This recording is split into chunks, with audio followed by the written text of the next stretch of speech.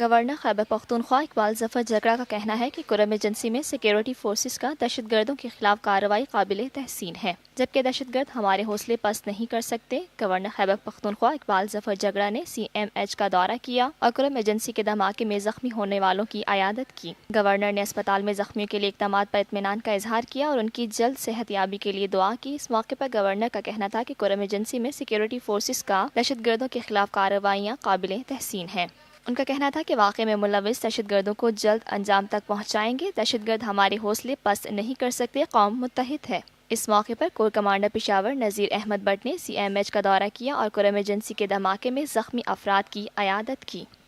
یہ ہے TNN TV، دیکھتے رہیے تازہ ترین خبریں اور ایکسکلوزیو رپورٹس۔